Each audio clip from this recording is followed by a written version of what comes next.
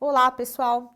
Vamos conversar agora sobre documentos para o financiamento, seguindo nas nossas aulas sobre documentação imobiliária.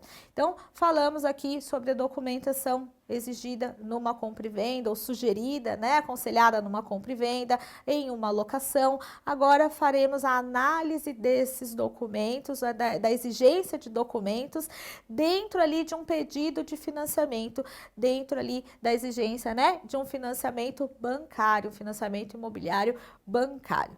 Então, o financiamento, o primeiro passo de todo e qualquer financiamento, inclusive os que não se referem ao mercado imobiliário, primeiro passo é a análise de crédito. Imprescindível para esta análise de crédito que sejam apresentadas algumas documentações, conforme veremos a seguir. Primeiro documento exigido, e também não é uma ordem aqui, lógica ou cronológica, apenas para explicarmos a importância de cada um desses documentos. Primeiro deles é o comprovante de residência. Segundo deles, conta de consumo. Então, o comprovante de residência, inclusive, pode ser conta de consumo. Antes, havia uma exigência de que o comprovante de residência só poderia ser conta de água, luz e telefone, Ainda podem ser apresentadas contas de consumo como comprovantes de residência, mas ainda é possível que nós exibamos ali na hora da comprovação da residência, por exemplo, fatura de cartão de crédito, comprovante ali, extrato bancário, pagamento de anuidade ali de entidades profissionais, de entidade de classe. Então, é bem abrangente as hipóteses ou as possibilidades de comprovação de residência que antes só se podia comprovar por conta de consumo. Hoje nós temos esse leque ali um pouco maior. Além disso, nós precisamos, claro, identificar quem é a pessoa que está requerendo aquele financiamento, que está pleiteando aquele crédito. O nosso documento, por excelência de identificação pessoal, é o RG. Então, temos ali, RG não tem prazo de validade, deve estar legível e em bom estado de conservação. Então, a questão da validade do RG, muito ali se fala, que o RG tem validade de 10 anos, não tem, o RG não tem validade, não tem nenhuma lei que diga que o RG só vale por 10 anos, como existe com a CNH, A Carteira Nacional de Habilitação tem um prazo específico, no dia seguinte que expirou aquele prazo, aquela CNH não tem mais qualquer validade jurídica. O RG tem validade, se ele tem 20 anos, 30 anos, ele está legível. Está ali com bom estado de conservação. Não é uma foto de bebê, Então, tem uma foto ali que parece a pessoa que hoje porta o RG. Não tem problema nenhum. Agora, dependendo para algumas finalidades específicas, como, por exemplo, para viajar sem passaporte para os países aqui do Mercosul. Então, a exigência do convênio ali que foi criado era que os RGs não tivessem mais de 10 anos, a emissão não fosse superior a 10 anos. Para alguns concursos públicos, então no edital do concurso às vezes vem ali uma exigência de que o RG não tenha mais de 10 anos. Mas se não é o caso, não vai viajar ali para o Mercosul e também não vai prestar concurso público, se for para efeito de financiamento, o RG continua sendo plenamente válido, inclusive se ele tiver mais de 10 anos da data de emissão, Cuidado que a gente tem que ter, inclusive para RGs que tenham menos de 10 anos de emissão, é que ele esteja em bom estado, que ele seja legível. Então, os numerinhos têm que estar muito claros ali, nome de pai, nome de mãe, a certidão de nascimento ali, os livros, certidão de casamento, os livros, todas as informações do documento têm que estar plenamente legíveis, senão não adianta, a gente pode ter 1 ano de emissão, se ele estiver amassadinho ali, tem informações ali que não se tem certeza do dado, vai ter que solicitar a emissão de novo RG, segunda, terceira via, enfim. CPF, segundo documento exigido, também faz ali a identificação daquela pessoa física, Na verdade, CPF significa exatamente isso, cadastro de pessoas físicas lá no Ministério da Fazenda. Então, pode ser substituído por qualquer outro documento que tenha o número de identificação do cliente. E também pode ser consultado e utilizado o cartão no site da Receita Federal. Há bastante tempo já não se faz mais a emissão, ali do documento de CPF CPF. Antes era bastante comum, depois veio ali o cartão de identificação e cada vez mais se usa o cartão que é emitido no próprio site da Receita Federal. Não buscou, não sabe como procurar, tem o CPF, não encontra, pode utilizar qualquer outro documento que tenha o número do CPF. Por exemplo, um documento de órgão de classe, que nós mencionamos ali na região anterior. Então, uma OAB, um CREA, o CRES, que tem ali o CPF, a CNH, né, pode ser utilizado aqui em substituição ao CPF, para quem não acha, mas enfim, também, né, vai lá no site da Receita, busca ali o cartão, não tem problema nenhum, vocês acharão com tranquilidade o cartão CPF. Outro documento também imprescindível para requisição de financiamento é justamente a certidão de estado civil, né? Então, olha lá, se o comprador for solteiro, basta a certidão de nascimento. Se o comprador for casado, precisa apresentar a certidão de casamento.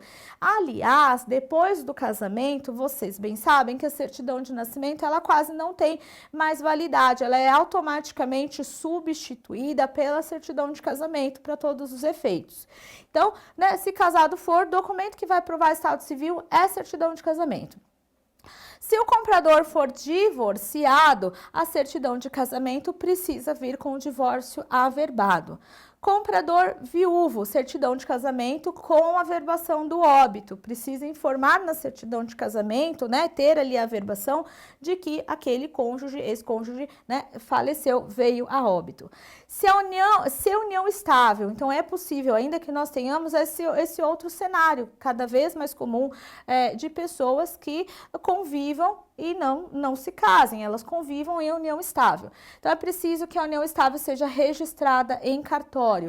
Pode ser a certidão de escritura e obrigatória a presença do casal, porém, ambos participam como solteiros no contrato, ok? Então, a certidão de união estável precisa da escritura de união estável. E aí, pessoal, para o financiamento, né, enfim, a situação de estar em união estável ou não, pouco implicaria, porque para o financiamento não precisam necessariamente para conjugarem a renda, que haja um vínculo entre os proponentes. Ou seja, eu posso ser casada ou eu posso também requerer um financiamento com um tio, com um vizinho, com um primo, com um amigo. Então, poxa, né, talvez não houvesse nem a necessidade de comprovação dessa situação de união estável, porque se os dois são solteiros, né, se não tem ali a escritura de união estável, os dois vão adquirir o imóvel conjuntamente, os dois são proponentes daquele contrato de financiamento, sendo casado ou não, estando em união estável ou não, 50% do imóvel já seria de um e os outros 50% do outro. Então, às vezes, a gente, né, acaba até complicando, exigindo documentos a mais, cujo efeito prático ao final é zero, é nulo, porque já seria de toda forma o imóvel dos dois. Então, talvez, né, quem não tem como comprovar a união estável, quem não tem escritura, não precisa fazer a escritura só para requerer o financiamento.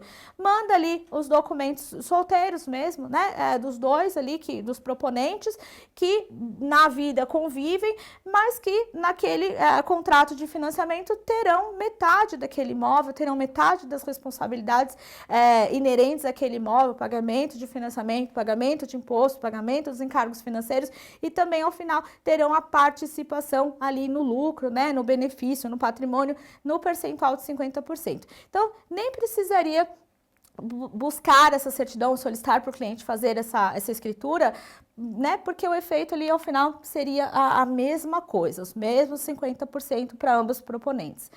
Que mais? Extrato do FGTS. Então, extrato quando o comprador for utilizar o FGTS ou apresentar renda com regime CLT. Então, vamos lá. Primeiro, vamos começar pela renda CLT, depois a gente volta na utilização do FGTS.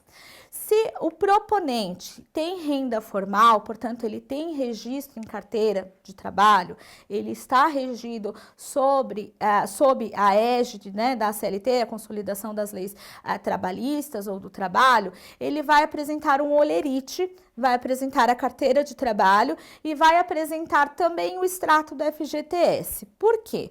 Essas informações precisam cruzar, elas precisam bater, precisam estar ali bastante uniformes. Ou seja, o que constar ali no holerite daquele proponente como salário, e aí faz a continha ali de recolhimento de FGTS, vai ter que estar ali no extrato de FGTS como recolhimento. Então, se no holerite consta ali que recolheu R$230 de FGTS naquele mês, no extrato do FGTS para aquele mês deverá ter ali os R$230. Então, é importante que essas documentações se conversem, né? É uma análise, inclusive antifraude, que o agente financeiro faz. Por quê? Às vezes o holerite ali, como é um papel bastante simples, qualquer, né? Um pode editar ali, pode fazer diferente, é errado, é ilegal, é antiético, né? Mas enfim, como houveram relatos de pessoas que fizeram, de corretores ali, que às vezes o cliente, às vezes o corretor nem sabe, então exige-se o FGTS para ver se aquele documento de fato corresponde à realidade, né? Se está mais próximo da realidade possível. Então faz esse check ali, batem-se esses documentos para fazer essa análise. Às vezes pedem até o recolhimento do INSS, né? Para fazer o cálculo ali dos 11%, para ver se aquele recolhimento de fato corresponderia àquela renda, àquele salário que foi declarado. Que mais? Então, a FGTS é importante para renda formal, obrigatório para renda informal, e também quando o comprador for usar o FGTS. Então, às vezes, ele não está mais empregado, ele não está mais CLT, mas ele tem um saldo de FGTS. E daí vocês sabem que, né, o FGTS, uma das possibilidades de utilização do FGTS é justamente para aquisição da casa própria. Então, aquele que tem um saldo ali de FGTS, tem um valor depositado no FGTS que às vezes não poderia sacar porque não tem ali a hipótese legal, ou preferiu não sacar, deixou ali na conta vinculada ao FGTS, e aí decide comprar o imóvel, ele pode utilizar esse valor de FGTS na aquisição do imóvel. Então, precisa apresentar o extrato do FGTS.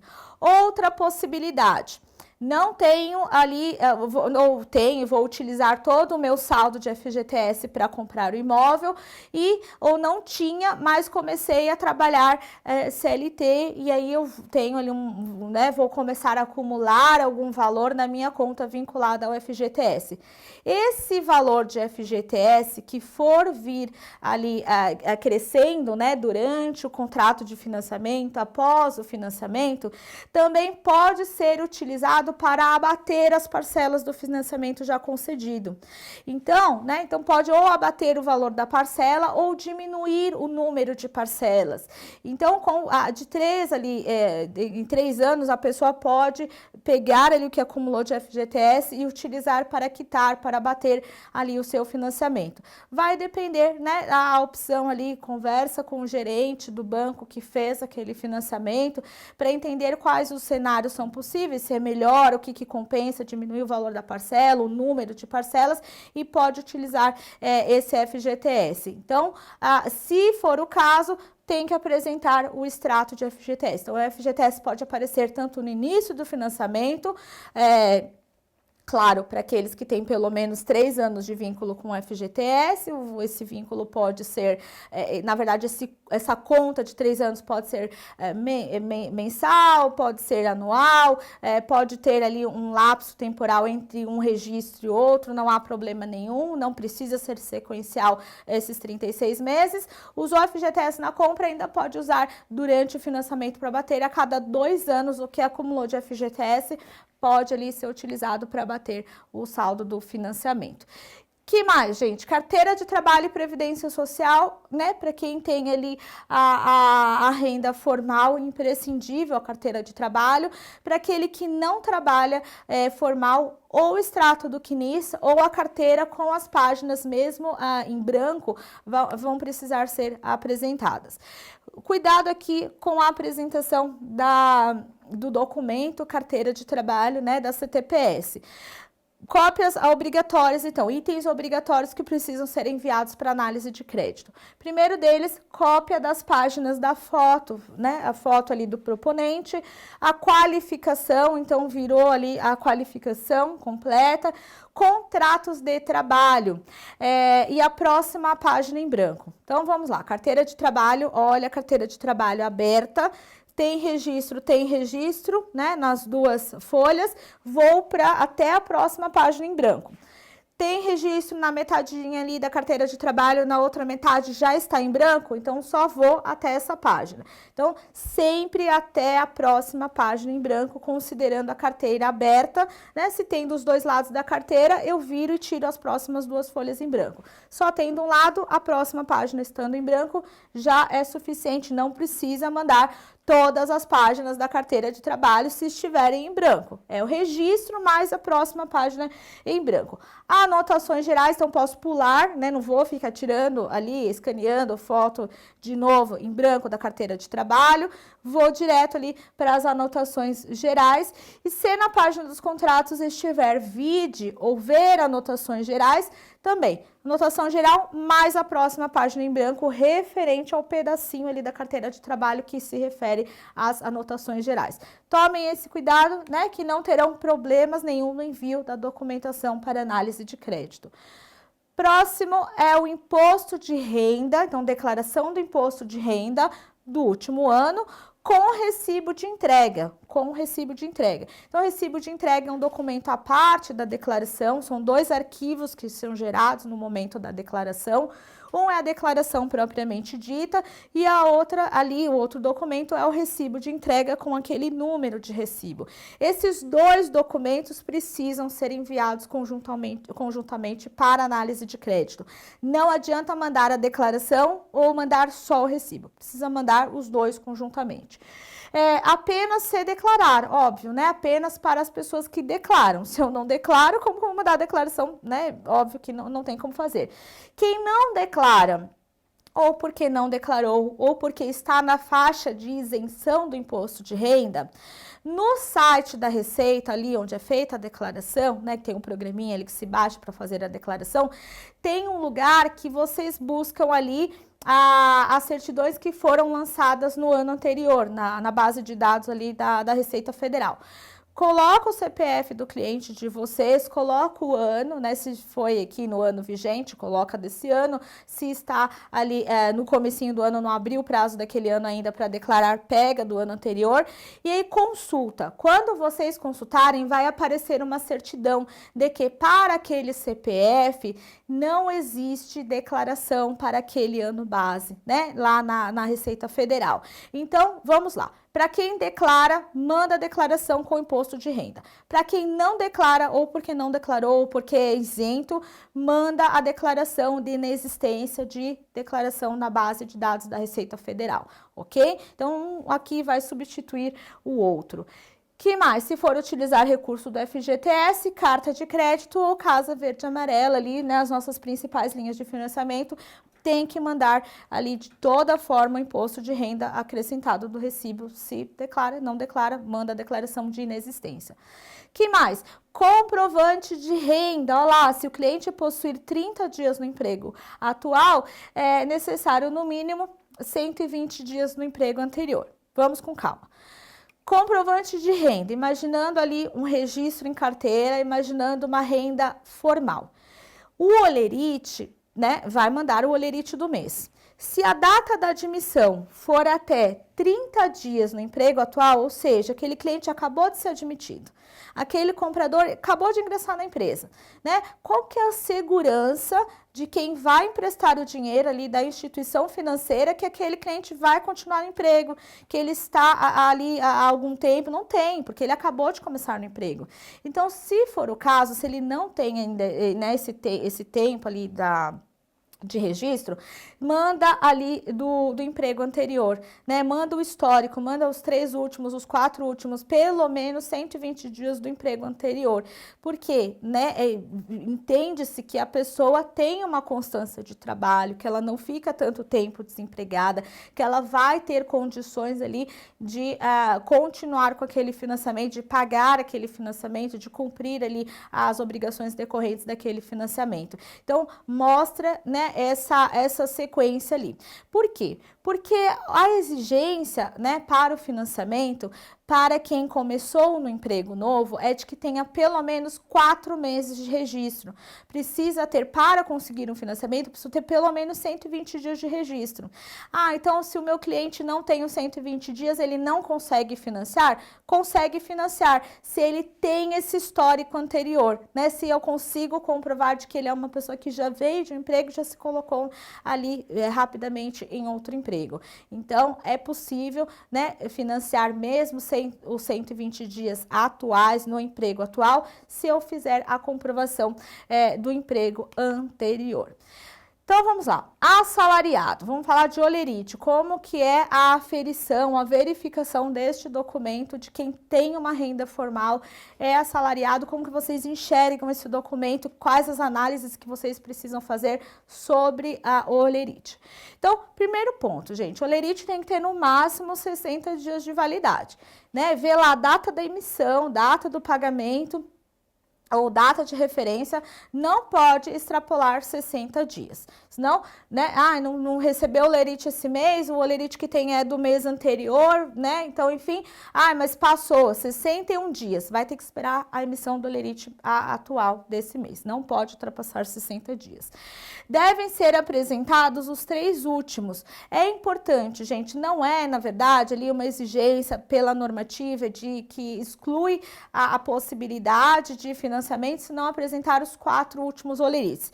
Mas é importante apresentar aquela sequência, principalmente se o cliente de vocês recebe verbas que são flexíveis, verbas que, de repente, hora extra, né, verbas ali que tem no mês e pode ser que não tenha no outro mês. Então, para comprovar a regularidade dessa verba que eu quero que seja ali, que conste, que o crédito olhe aquela verba daquele cliente naquele mês específico, eu mostro que ele regularmente recebe. Veja aqui no exemplo da hora extra. Se eu só mando esse mês aqui o holerite do meu cliente, eu faço o envio para o crédito, o holerite dele tem hora extra, o crédito pode ser que não olhe aquela hora extra. Ele vai considerar o valor que o meu cliente recebeu no mês menos a hora extra. Por quê? Porque ele pode entender que a hora extra é esporádica. Agora, se nós imaginarmos, por exemplo, o emprego do bancário, né? O bancário costumeiramente, ele recebe pouco de salário e recebe muito de hora extra, porque ele costumeiramente, a composição do salário dele já é de horas extras, já inclui as horas extras. Então, se eu provo para o crédito que ele nos últimos 4 meses faz aquela sequência de horas extras, é possível que a instituição financeira avalie aquele cliente de vocês considerando o valor total, incluindo as horas extras. Então, vai conseguir mais financiamento, vai conseguir um financiamento melhor para o cliente de vocês. Que mais? O holerite, ele vai ter que ter, além dos 60 dias, tem que ter o CNPJ da empresa, a razão social, nome do cliente idêntico, né? Os documentos ali que vocês enviaram de identificação, e a empresa pode carimbar o holerite se no cabeçalho do holerite não vier o CNPJ da empresa. Cuidado, gente, cuidado. Muita, também, né, em função do sistema antifraude das agências, das instituições que fazem ali verificação de crédito, alguns ligam, tá? Ligam para a empresa para conferir a legalidade, a veracidade daqueles dados que constam no holerite, tá bom? Então, vamos mandar ali certinho, né, contar ali que o cliente está sendo também honesto na transação e está mandando o holerite tal como deve ser. Agora, se pega ali o holerite, diferente do recolhimento da FGTS, vai olhar o INSS também, os números ali não convergem, não batem. Olha a carteira de trabalho, categoria outra, CNPJ é outro, liga-se ali para o RH da empresa, né, do cliente. Olha que situação terrível ali, muito chata, para confirmar a existência daquele olerite, se é aquela informação mesmo. Então, evitamos isso também, como corretores, já fazendo essa análise prévia da documentação. A gente sabe que recolhe 8% de FGTS, 11% de INSS, então tem como, né, a gente também fazer essa verificação antes até de enviar a documentação para análise do crédito. Se o nosso cliente é funcionário público, então se o comprador, aquele que visa obter o financiamento imobiliário, é funcionário público, então ele vai apresentar o termo de posse mais os olerites, vai ser a mesma regra do assalariado, acrescido ali da apresentação do termo de posse. Não achou o termo de posse, não lembra onde guardou, tem urgência para conseguir aquele preço, aquele financiamento, aquela unidade, busca no Diário Oficial. O Diário Oficial, né, publica sempre a posse, né, dos funcionários públicos. Hoje em dia também 100% informatizado, DOU, Diário Oficial da União, os do Estado. Então, joga ali o cliente, né, busca ali o nominho dele, o ano que foi, o mês que foi, para ficar mais fácil a busca. Vai ter ali a publicação disponibilizada no Diário Oficial, que pode substituir o termo de posse para o caso dele não encontrar. Que mais? Aposentado, se o cliente é aposentado, se o comprador é aposentado, como que ele comprova a renda perante ali o crédito? Vai apresentar o olerite, pode ser do site Dataprev, ou a declaração do órgão previdenciário em papel timbrado pela fonte pagadora ou o olerite apresentado pelo banco, né? Vocês sabem que para o aposentado, o olerite vai para o banco que recebe o crédito daquela aposentadoria. Então, esse olerite que fica ali arquivado no banco serve com certeza para a comprovação do crédito, comprovação de renda do aposentado. Quem mais? O pensionista, então aquele que recebe pensão, pensão por doença, pensão por morte, né? Enfim, pensão alimentar, pensão alimentícia. Esse pensionista pode requerer, né, o financiamento bancário sem problemas nenhum. O que ele vai apresentar? Se ele tem essa pensão por concessão do órgão previdenciário, ele vai apresentar a carta de concessão daquele benefício, a carta que o órgão previdenciário concedeu aquela pensão. E além disso, né, vai ter também, assim como o aposentado, o olerite referente aos pagamentos dos meses. Se estivermos falando de pensão alimentícia, pensão alimentar, né, aquela que é declarada ou decretada pelo juiz, apresenta a sentença judicial com trânsito em julgado, ok? Sempre lembrando que a pensão tem que ser destinada para a pessoa que está requerendo o crédito, tem que ser comprovante de renda dela, não pode ser do filho, por exemplo, ou de alguém que ela tenha lá tutela, curatela, uma guarda eventual, tem que ser o crédito dela, comprovante de renda da pessoa que requer ali aquele empréstimo, aquele crédito. Pode também requerer financiamento bancário e vai ter que apresentar a documentação respectiva, aquele que é empresário, né? Temos uma infinidade de possibilidades de empresas na nossa legislação, temos a empresa ali, a limitada, né? Temos as sociedades unipessoais, temos a figura do MEI, que veio ali com força também agora, né, na maioria das operações, das transações da atualidade. Então, o que esse empresário tem que ter de documentação para comprovar a renda dele e obter ali o financiamento imobiliário? Então, ele deve apresentar os 3 últimos prolabore. Cada, né, prolabore ele vai ter validade de 30 dias, acompanhado do INSS pago, declaração do imposto de renda e a última alteração do contrato social. Por que precisa ter o INSS pago, pessoal? Porque, de novo, né, o prolabore também é um documento que pode ser feito por um contador, né? Aí o contador vai lá, emite para o cliente de vocês o que o cliente quer, a renda que ele acha que é interessante, e daí, né, juntaria apenas essa declaração de prolabore para a consecução do crédito. Então, a instituição financeira não aceita apenas essa declaração de prolabore.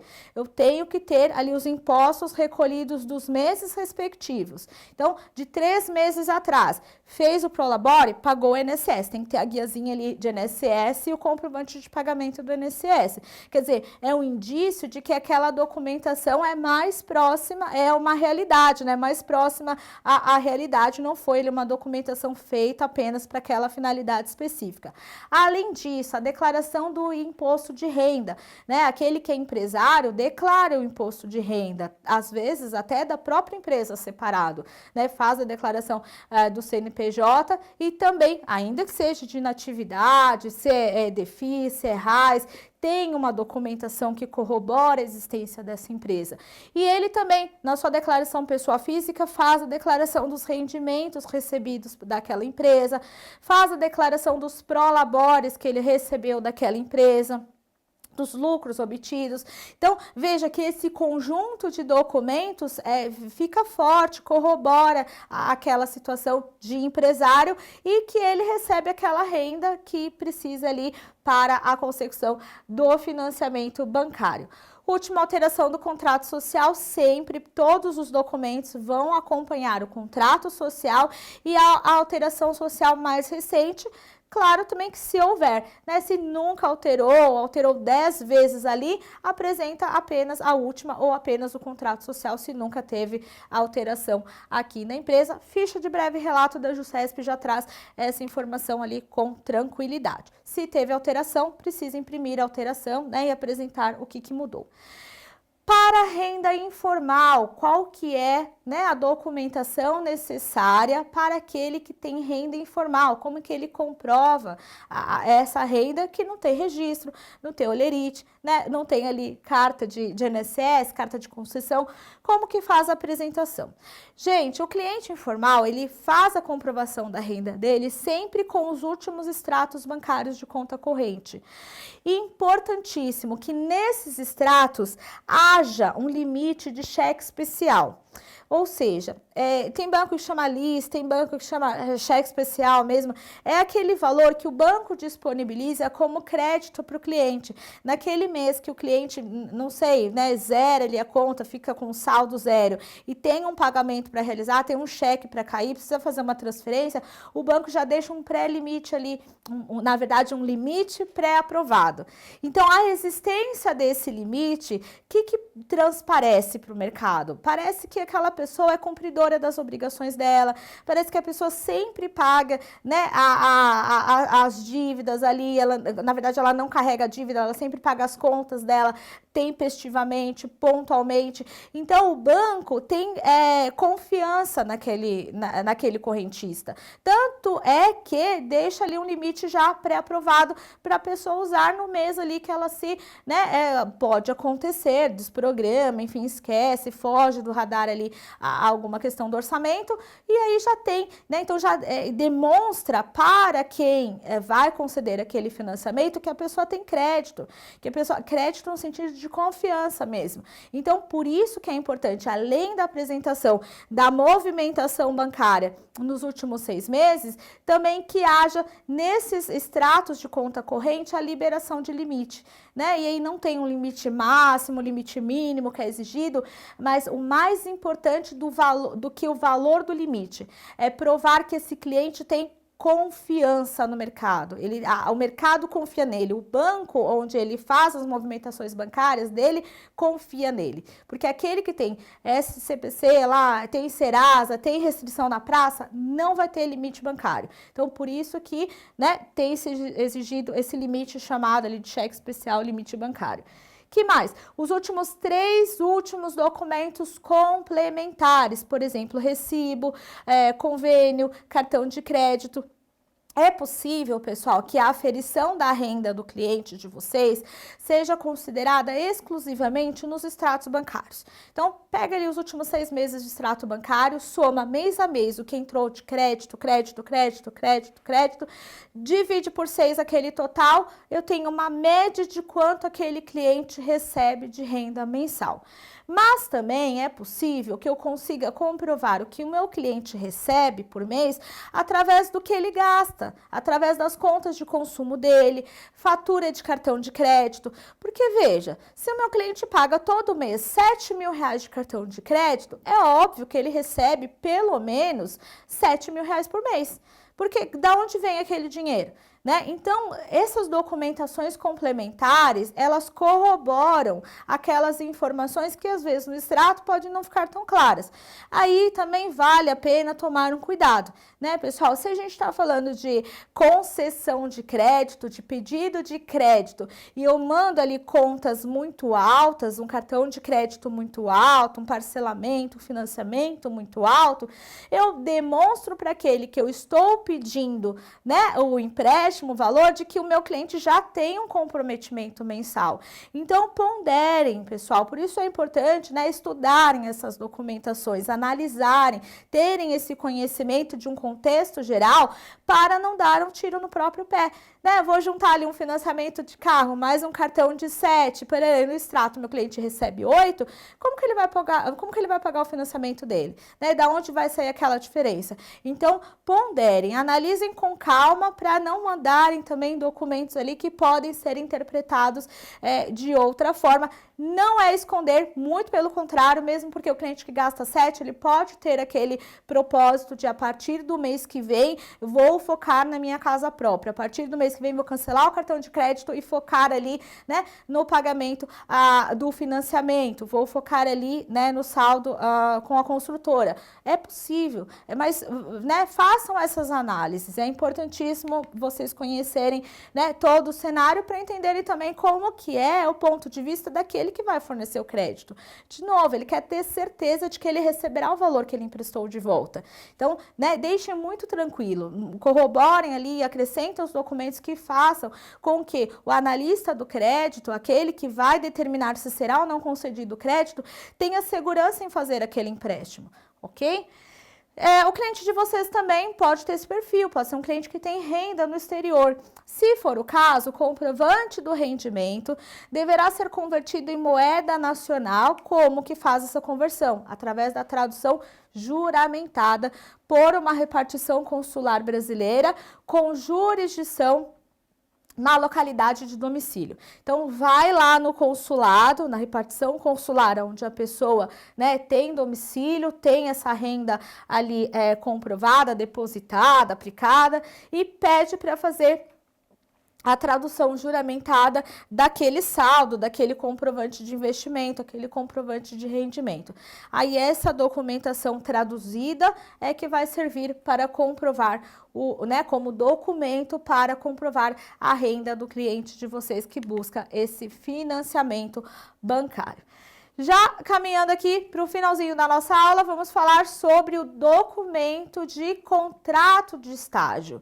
Então, ao estagiário, também é possível ter ali, através do seu contrato de estágio, a sua comprovação de renda, um documento de comprovação de renda. Então, basta, pessoal, o contrato aqui de estágio. Por que eu digo basta? Porque tem empresas que, além de fazer o contrato de estágio, faz o registro do estágio na carteira de trabalho, tá? Para fins de comprovação de financiamento, basta, olha lá, a apresentação do contrato e o comprovante de pagamento da bolsa. Olha lá, apresentar o contrato vigente e o último comprovante de recebimento da bolsa. Os valores de rendimentos apresentados no contrato devem ser iguais àqueles apresentados no comprovante, né, de pagamento e recebimento. Este podendo ser o recibo da instituição a qual está vinculado o bolsista ou o extrato da conta bancária demonstrando, né, a incidência daquele crédito. Então, não precisa. Se tiver o registro em carteira, ok, acrescenta aquele registro de estágio, de contrato de estágio em carteira, mas o contrato e o comprovante de pagamento já são suficientes, já são documentos hábeis a comprovar aquela renda durante ali, né, o pedido de financiamento imobiliário para finalidade, né, de análise de crédito para obtenção de financiamento imobiliário. Ok, pessoal? Então, finalizamos aqui essa nossa aula. Nos vemos ainda num próximo encontro. Espero que a aula tenha sido produtiva para vocês. E, por favor, não deixem de acessar o material complementar. Obrigada!